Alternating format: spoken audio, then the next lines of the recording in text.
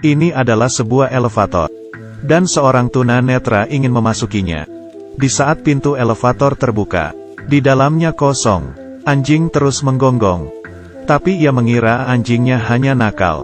Dengan satu langkah ia pun terjatuh. Ia sekuat tenaga menarik tali anjingnya. Tapi kakinya tergelincir. Dan terjatuh ke bawah. Bersama anjingnya. Petugas yang menemukan keanehan. Memberitahu dua orang untuk pergi memeriksa.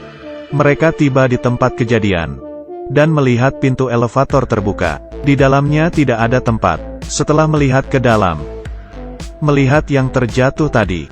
Dia merasa sedih. Dan tiba-tiba pintu elevator tertutup. Sehingga kepalanya tersangkut. Rekan kerjanya membuka pintu elevator. Tapi tetap tidak bisa tergerak. Dan di saat itu, elevator dari atas mulai turun. Rekan kerjanya berusaha menariknya. Hingga jaketnya robek. Melihat elevator yang hampir sampai. Ia sangat ketakutan. Dan rekan kerjanya juga ketakutan.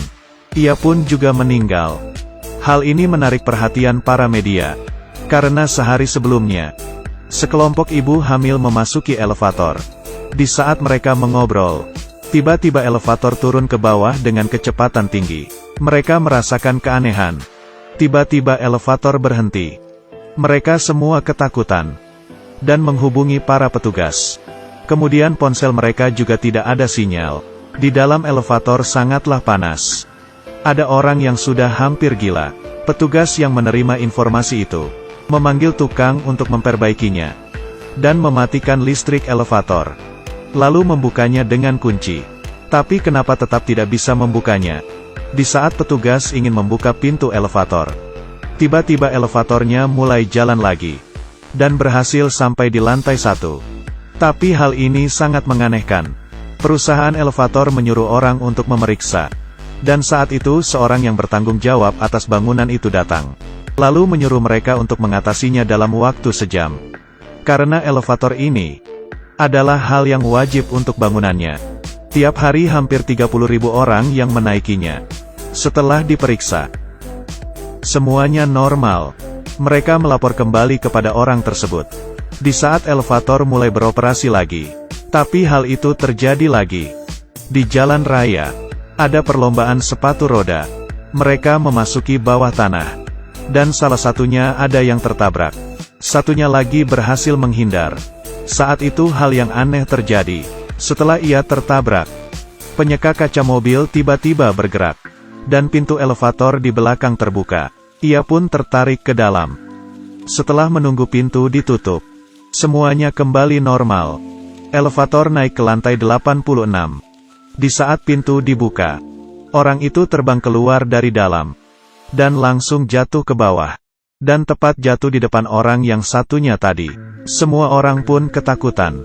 Menghadapi pertanyaan ditanyakan oleh wartawan. Pihak polisi juga bingung. Tidak tahu bagaimana korban tersebut bisa melompat keluar. Beberapa jam setelah kasus itu, taman kanak-kanak di gedung itu, ada seorang anak kecil perempuan yang menghilang. Anak kecil itu bermain di depan elevator.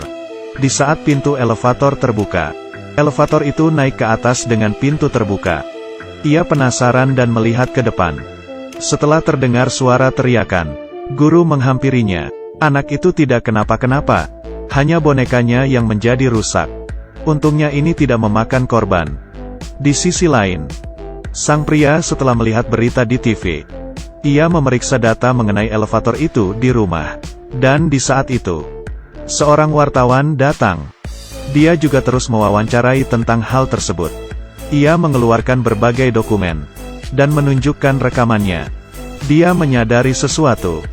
Dari lantai bawah tanah naik ke lantai 86. Hanya perlu 2 detik. Ini sama sekali tidak masuk akal. Karena biasanya menaiki elevator dengan normal harus memerlukan waktu 42 detik.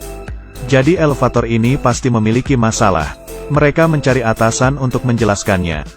Dan menyadari sikap atasannya yang aneh. Ia mengatakan tidak ingin membawa mereka mengikuti campur. Setelah itu ia pun pergi. Keesokannya, pria yang bertanggung jawab atas bangunan itu menaiki elevator. Kemudian ada air yang menetes. Ia menengadah ke atas dan melihat. Tiba-tiba ada orang yang terjatuh dari atas. Yaitu adalah atasan dari kantor elevator. Tony dan Sarah segera ke gedung tersebut. Mendengar polisi berkata atasan tersebut adalah pembunuh dari kasus-kasus tersebut. Bahkan mengatakan ia ada masalah mental. Tony sama sekali tidak percaya dengan perkataan itu. Kemudian mereka memeriksa di internet. Tidak sengaja, menemukan seorang ahli biologi yang mencurigakan. Dia sedang mengerjakan biochip. Memasukkan otak lumba-lumba ke dalam komputer. Maka komputer akan menghasilkan kesadaran diri. Seperti tubuh yang hidup. Dia mencurigai jangan-jangan elevator sudah ditanamkan biochip. Dan di pagi itu ahli biologi juga ada di tempat. Mereka memutuskan untuk memeriksa. Polisi merasa kasus itu sudah selesai. Dan elevator mulai dioperasikan kembali. Segerombolan orang masuk ke dalam elevator.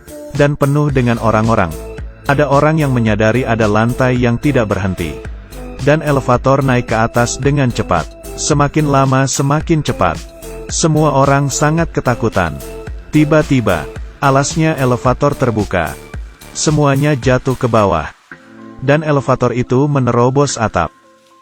Hal ini menarik perhatian Presiden. Presiden mengira itu adalah serangan teroris. Dan menyuruh tim FBI untuk memeriksa. Segerombolan polisi menuju ke bangunan tersebut. Sarah dan Tony juga ikut masuk ke dalam. Tony diam-diam memasuki tempat kontrol. Dia membuka listrik, kemudian masuk ke dalam elevator. Lalu turun dengan kecepatan tinggi ke bawah. Tony mematikan listrik. Pihak polisi juga menemukan keanehan. Dan menyuruh orang untuk pergi memeriksa. Tony naik ke atas elevator. Dia menghidupkannya lagi. Perlahan-lahan elevator naik ke atas. Dia menyadari sesuatu, kemudian menghentikan elevator. Saat bersiap untuk memeriksanya, ada yang mengulurkan tangan. Oh, ternyata tangannya sendiri.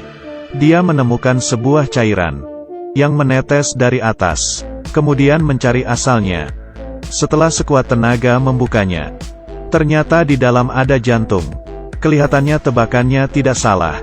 Ia menggunakan pisau dan menusuk jantung tersebut. Saat itu elevator yang jatuh ke bawah, tiba-tiba dipenuhi aliran listrik. Dan muncul api. Tony turun ke bawah. Kelihatannya ingin menghalanginya. Tony sekuat tenaga menghindar. Kemudian elevator naik ke atas dengan kecepatan tinggi. Ia menggunakan kakinya. Kelihatannya sudah hampir sampai ke atas. Kemudian dia melepaskan. Dan turun ke bawah dengan talinya. Kemudian membuka pintu elevator. Mencari alat yang lebih kuat lagi. Ia diam-diam mencuri panah roket dari polisi. Dan ke lantai tempat jantung itu berada. Menggunakan kunci untuk membuka pintu elevator. Melihat jantung yang menjijikkan. Ia mengangkat panahnya. Tapi ada pistol yang mengarah kepadanya. Yaitu si ahli biologi. Tony menggunakan kesempatan untuk menjatuhkan pistol lawannya. Kemudian berkelahi. Tapi Tony dikalahkan. Dan di saat akan terjatuh, Sarah segera datang. Tony mengambil kembali panahnya. Tapi ahli biologi memohon. Ini adalah usahanya. Saat itu polisi juga tiba. Tony hanya bisa melepaskan senjatanya. Tapi di saat itu, dari elevator mengeluarkan tali, dan menarik ahli biologi itu masuk ke dalam. Dan kaki Tony juga tertarik. Di situasi kritis, Sarah menendangkan panah roket itu ke Tony. Dan mengenai jantung. Tony pun terlempar keluar. Akhirnya terselesaikan.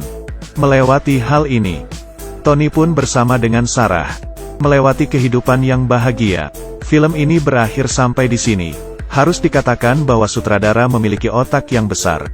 Tidak sangka bisa memikirkan cerita seperti ini. Setelah selesai melihat film ini, saya ingin bertanya ke semuanya. Kamu masih berani naik